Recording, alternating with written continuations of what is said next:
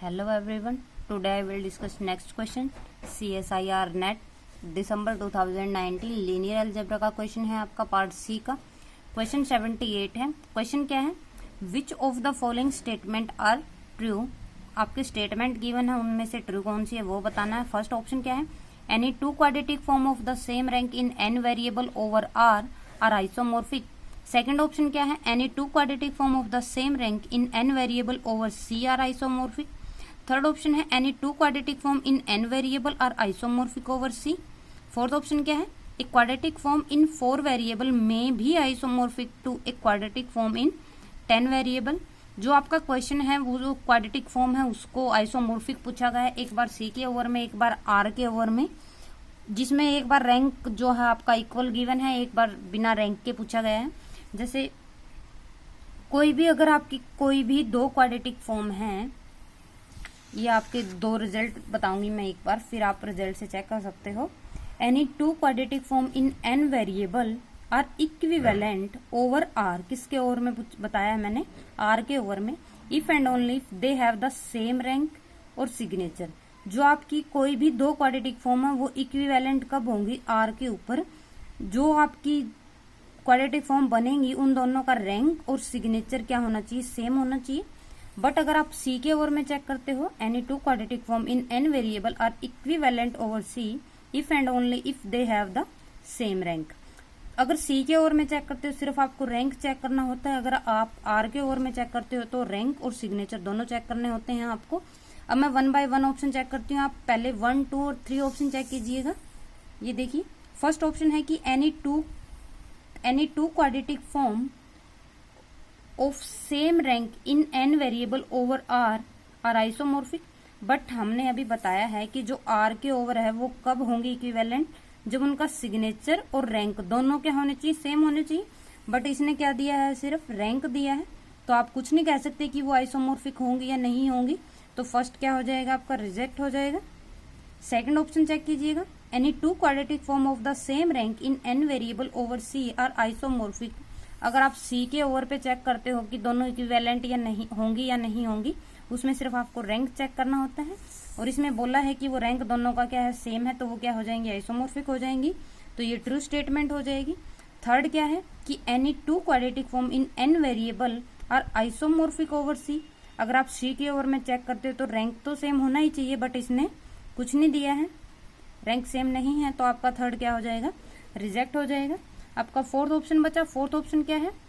एक quadratic form in 4 variable में भी आइसोमॉर्फिक टू एक क्वाड्रेटिक फॉर्म इन 10 वेरिएबल। ये बोल रहा है कि जो एक क्वाड्रेटिक फॉर्म है 4 वेरिएबल में, क्या वो इक्विवेलेंट होगी जो क्वाड्रेटिक फॉर्म बनेगी किसमें?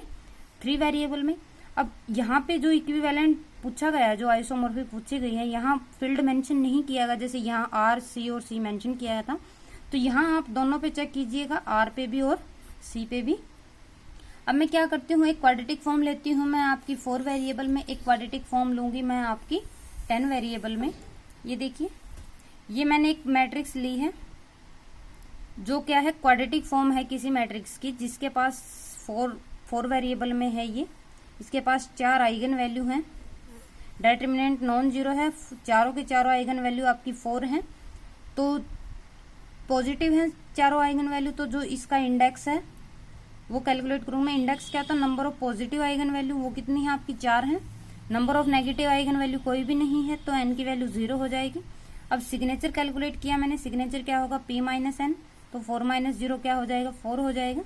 ये मैंने एक क्वाड्रेटिक फॉर्म ली है 4 वेरिएबल में, जिसका जो रैंक है मैट्रिक्स ए का वो 4 है, और जो सिग्नेचर है वो भी क्या आया है?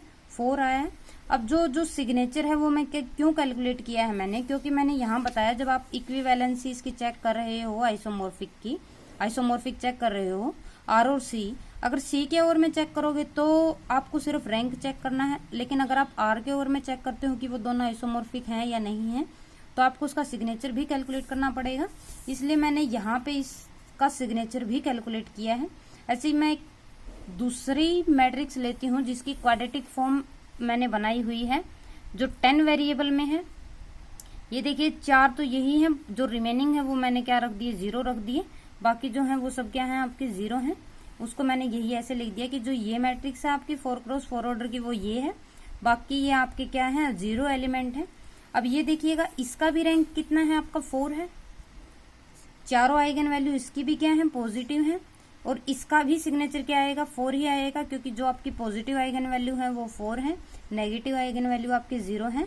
तो जो आपका सिग्नेचर है वो क्या होगा p-n होगा, तो 4 ही बचेगा आपका। तो रैंक 4 है आपका, इंडेक्स भी 4 है, सिग्नेचर भी 4 है, और ए मैट्रिक्स का भी आपके पास रैंक भी 4 आया था और सिग्नेचर भी क्या आया था 4 आया था। अगर आप इसको आर के ओर में चेक करते हो तो कोई भी जो 2 क्वाड्रेटिक फॉर्म है कब इक्विवेलेंस होंगी या कब आइसोमॉर्फिक होंगी आर के ओर में, उनका जो रैंक है वो भी सेम होना चाहिए और सिग्नेचर भी सेम होना चाहिए। तो जो ए है इसका रैंक कितना है 4 है और सिग्नेचर भी कितना है 4 है। तो बी का भी क्या है आपका रैंक भी 4 है और सिग्नेचर भी क्या है 4 है। तो ये आर के ओवर में तो इक्विवेलेंट है, तो ये देखिए आर के ओवर में इक्विवेलेंट हो गए। अब किसके ऊपर चेक करना आपको सी के ओवर इक्विवेलेंट करते हो तो भी क्या होना चाहिए रैंक इक्वल होना चाहिए। इसका भी रैंक आपका 4 है और बी का भी रैंक आपका कितना है 4 है, तो ये सी के ओवर में भी क्या हो जाएंगी इक्विवेलेंट हो जाएंगी। और ऑप्शन 4 में क्या पूछा था कि कोई भी क्वाड्रेटिक फॉर्म जो 4 वेरिएबल में है may be isomorphic to a quadratic form in 10 variable, तो यह क्या हो जाएगी आपकी ट्रू स्टेटमेंट हो जाएगी। तो राइट आंसर इसके कौन से हो जाएंगे, second and fourth are the right answer. Thank you for watching my video.